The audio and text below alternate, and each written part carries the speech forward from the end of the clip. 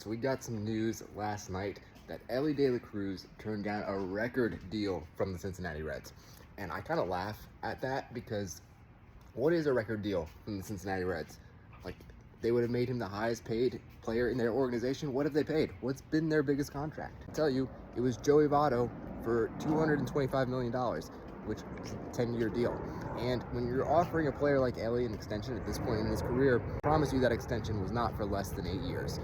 So essentially, all we know, we don't know any other details, is we know Elly got offered at least $1 more than $225 million for 8 years or more. Kyle Tucker just got over $225 million in 4 years. And I understand that's a very different type of contract that you're offering, you know, like a guy on the open market, a guy who's in their prime. Elly's not in his prime yet.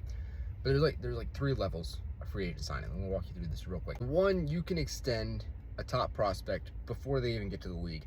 That's when you're gonna get, theoretically, your best deal. This is where like the Ronald Acuna Jr. deal comes into play. This is kind of like what the Red Sox just did with Roman Anthony, right? If the player pans out, which they're not guaranteed to do, because it could come back and really bite the team, like we've seen happen a few times. But this is the time where the player hasn't really proved themselves in the big leagues yet.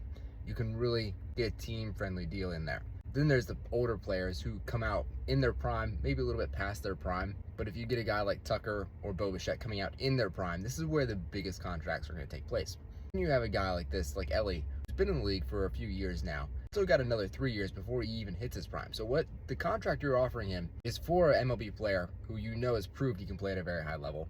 For the 3 years approaching his prime, probably the 3-4 years in his prime, and then maybe a year or two after 30. And all we know is they offered more than $225 million for that. Just as a frame of reference, this is a very similar situation career-wise to where Fernando Tatis Jr. was. And Tatis got over $340 million. You can look around the league and the fact that 50 players around the league are making more annually than what Joey Votto did when he was with the Reds now. So let's not act like Elly turning this deal down is a big deal. This is just the Reds trying to get some sympathy for trying to do something. And we don't even know if what they did was very good.